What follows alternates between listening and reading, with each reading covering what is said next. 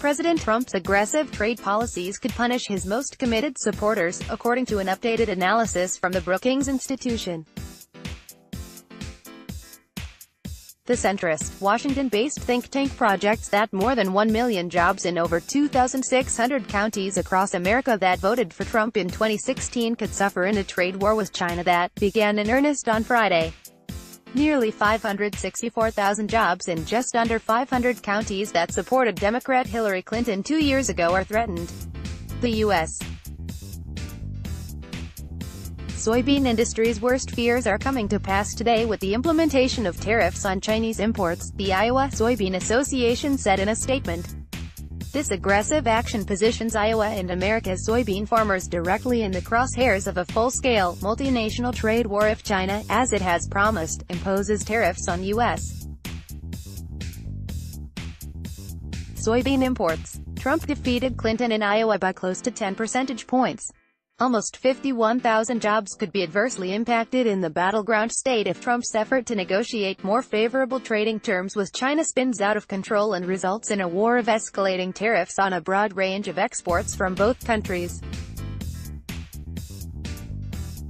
Republicans in Congress have for months been concerned that they could pay the price for Trump's trade policies in the midterm elections, fretting that a tit-for-tat tariff battle with Beijing will undercut a strong U.S. economy that in June produced 213,000 jobs and a significant uptick in the number of Americans who joined the labor force. Trump has dismissed those concerns, claiming that the U.S. economy has little to lose from a trade war. His theory will be tested after he slapped $34 billion in higher tariffs on Chinese imports and Beijing responded with $34 billion in new tariffs on U.S. imports. Among the affected U.S. exports are soybeans.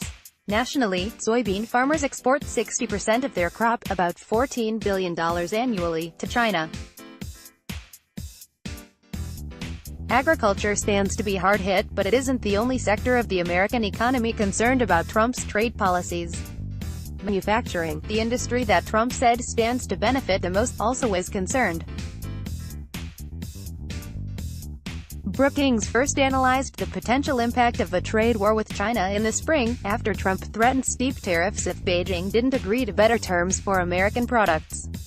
Yet many in the line of fire are hesitant to speak out, worrying that doing so could incite retaliation from the president, as experienced by Harley-Davidson after the Wisconsin motorcycle manufacturer responded to threats of a trade war with the European Union by moving some manufacturing overseas. We now have an unparalleled opportunity to stop these practices at their root, through a strategic approach that includes the negotiation of a fair, bilateral, enforceable, rules-based trade agreement by an administration that champions manufacturing. National Association of Manufacturers President and CEO Jay Timmons said in a statement. Tariffs, though, have not and will not solve the existing problems in China, he added. Tariffs will bring retaliation and possibly more tariffs. No one wins in a trade war, and it is America's manufacturing workers and working families who will bear the brunt of continued tariffs. Senate Republicans are positioned to pick up seats in the midterm elections, despite an otherwise tough political environment for the GOP.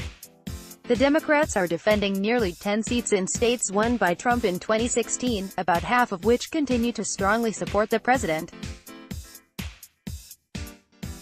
But if Trump's aggressive trade tactics boomerang, voters could revolt, at least many Democrats believe so.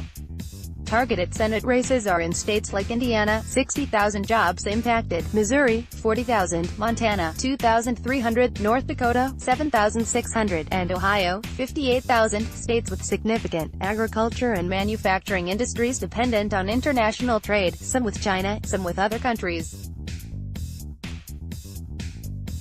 Other states, like Iowa, could see reverberations in competitive House races.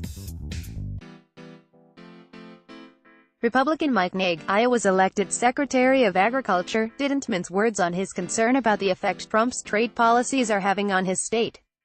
The continued escalation of trade tensions with China is having a real impact on Iowa farmers and businesses. We have seen a significant drop in prices for both crops and livestock, and this is creating even more stress and uncertainty during what was already a difficult time for the ag economy. NIG said in a press release. There are real issues in our trade relationship with China that need to be addressed, but Iowa agriculture cannot continue to bear the brunt of the retaliation from our trading partners.